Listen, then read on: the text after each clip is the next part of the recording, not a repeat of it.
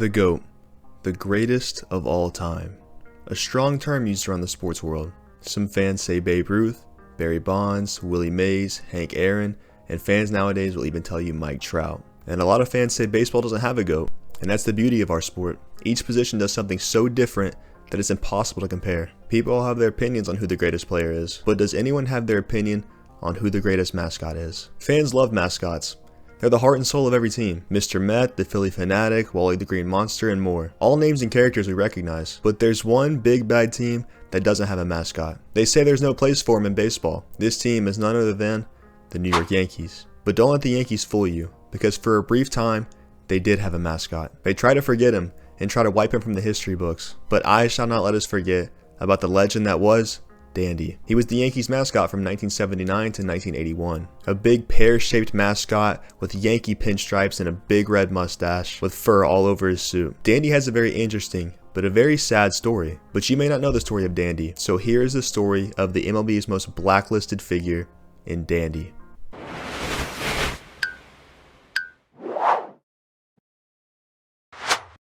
Bonnie Erickson, a legendary puppet designer with her works on the iconic Miss Piggy from the Muppets, and even the Philly Fanatic. The Yankees approached her to design a new mascot in efforts to raise family attendance at Yankees games. She said the Yankees didn't give her any sort of information about what they wanted, and they just wanted to let her use her creativity. And that's when she created Dandy, named after the traditional song, Yankee Doodle. But before Dandy was even brought to life, he almost ended, as Bonnie Erickson and Yankees owner George Steinbrenner got into a big argument about what color pinstripes Dandy should be wearing. Bonnie argued royal blue, and Steinbrenner of course argued Yankee blue. Long story short, Bonnie ended up actually winning this argument, and Dandy wore royal blue pinstripes. The Yankees agreed to rent the costume for 3 years, $30,000, and Dandy was officially brought to life. They of course needed to find out who was going to play Dandy, so they held a tryout where they eventually hired a 22-year-old Rick Ford out of Ithaca College. Then the day finally came. It was time to reveal Dandy. The Yankees, America's team, finally getting their own mascot. The plan was for Dandy to be driven onto the field and pop out of the top of a truck while his signature theme song played throughout the stadium.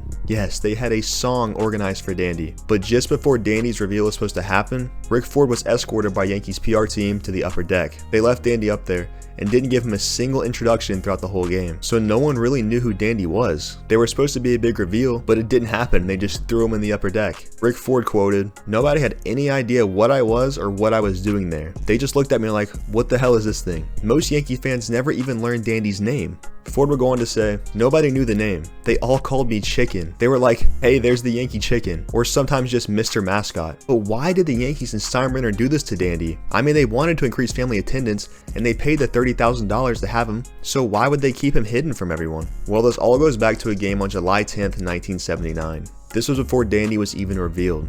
The Yankees were on the road playing the Seattle Mariners when the San Diego Chicken, who was in Seattle to promote the 1979 All-Star Game, began taunting Yankees players. Lou Piniella had just struck an out and was already super angry running back onto the field, and the San Diego Chicken was actually standing near the mound on the field. This angered Lou and he threw his baseball mitt at the Chicken. And this wasn't scripted, he was actually that angry. Of course George Steinbrenner saw this and wanted to defend his players, so in a post-game interview Steinbrenner said, "Mascots have no place in baseball." Yes, he said this right before Dandy was supposed to be revealed. So because of this, the Yankees ended up delaying Dandy's reveal. One reason why we think the Yankees kept Dandy hidden. Bonnie Erickson said she didn't even know who Thurman Munson was, and she just wanted to model Dandy after what the original Yankees looked like. But Munson and Dandy both had these similar bushy mustaches with long hair sticking out of their hats. Even Goose Gossage and Reggie Jackson would joke that Thurman looked exactly like Dandy. But this is where Dandy's story takes a tragic turn. On August 2nd, 1979, Yankees' beloved catcher Thurman Munson passed away in a plane crash. This caused the Yankees to ultimately put a pause on Dandy being at the stadium due to the two looking very similar. The second reason why I think Dandy was so hidden by the Yankees. When Dandy returned back, they stuck him back in the upper deck, away from most fans and away from almost all cameras. And that's where he stayed until his contract ended in 1981. 3 years passed, and most Yankees fans are still unsure he even existed. But despite the Yankees hiding Dandy, for some reason they wanted to renew his contract after it expired. But Erickson refused to extend the contract due to the way they treated Dandy. So that was it.